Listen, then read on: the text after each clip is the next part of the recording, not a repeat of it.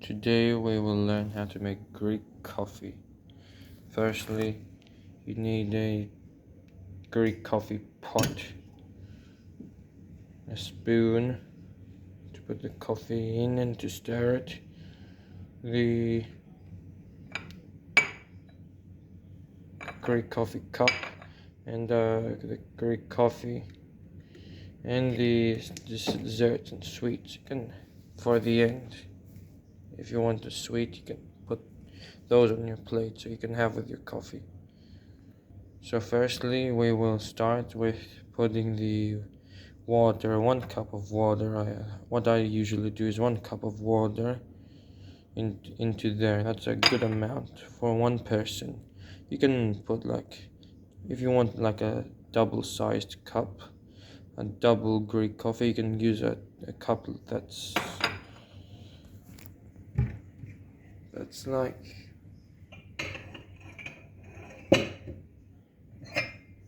a cup like this one, but yeah, and you can. There's people that make it in a kettle, like a Greek coffee electric kettle thing, but yeah, and you can put more sugar, less sugar, but I just do 1 cup of water inside this pot. So after you have your cup of water in, you turn on the gas.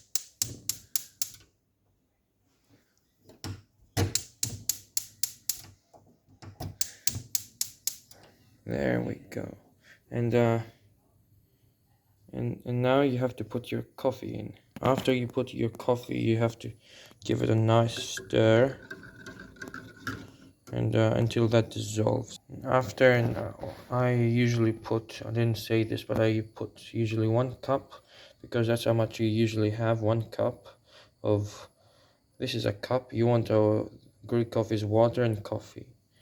So if you want 1 cup of coffee, that enough for 1 cup, you put 1 cup in, and that 1 cup and 1 cup of 1 spoon of coffee, which is enough for me.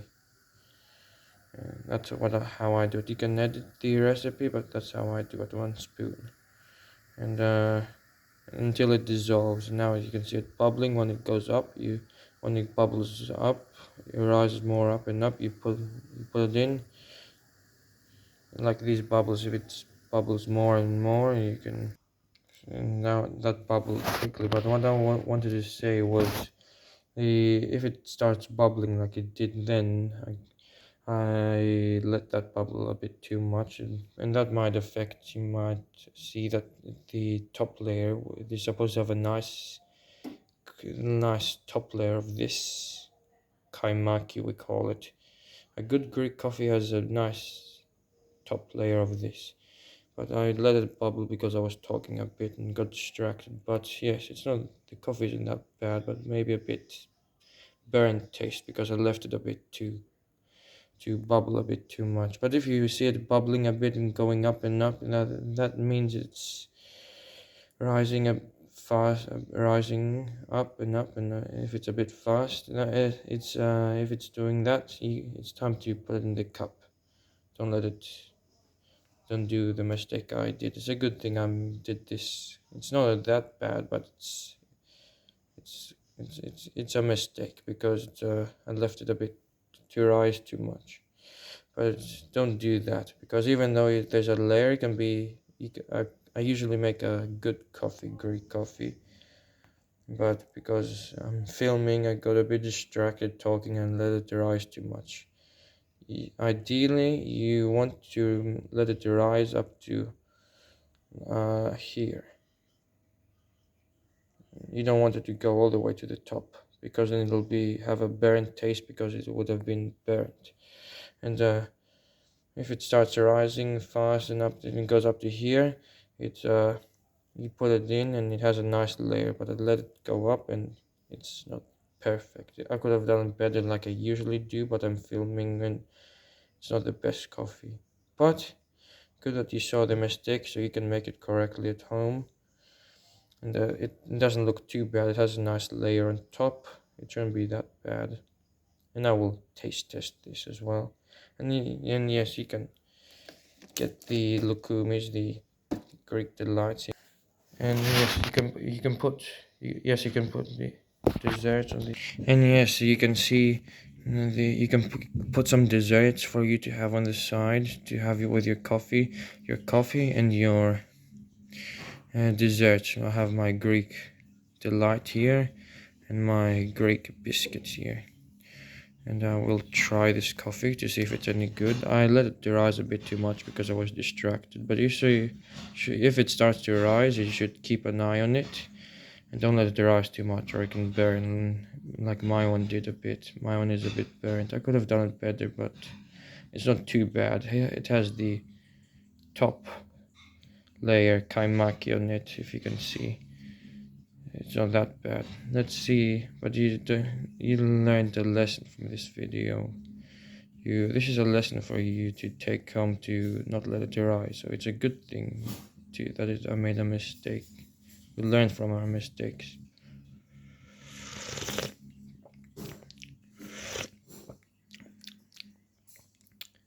It's not too bad. And yes.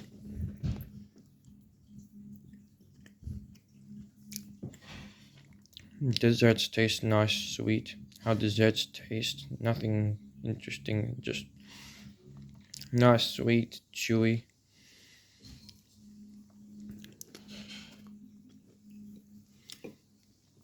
Nice, sweet.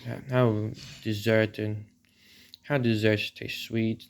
How this has the traditional chewy, sweet, powdery Greek / Turkish delight taste texture, and the biscuit flavor texture and all of that. But these are nice to have on the side if you want, but this is mainly for the coffee, this video. So the taste is good, but I could have improved it if I didn't let it rise so much. It has a little bit of a burnt taste. The top isn't perfect.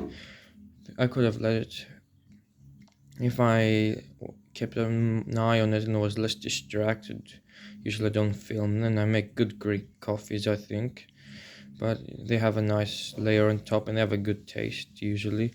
But now I was distracted and I let it rise a bit too much, and it has a little bit of a burnt taste. The top isn't perfect. The top kalmaki surface layer isn't perfect, but it's good, not horrible. Not Trust me, I've made some truly horrible Greek coffees, and when I was starting out making Greek coffees, let them rise up and they spilled, and it was horrible taste. I had to throw some away. But now I'll make some very good ones these days, though. But at least you have seen the mistake, and it's not even that bad. It's an okay coffee, but could have been better. But at least you have seen the video, the mistake I made, and you can improve it. The coffee isn't that bad.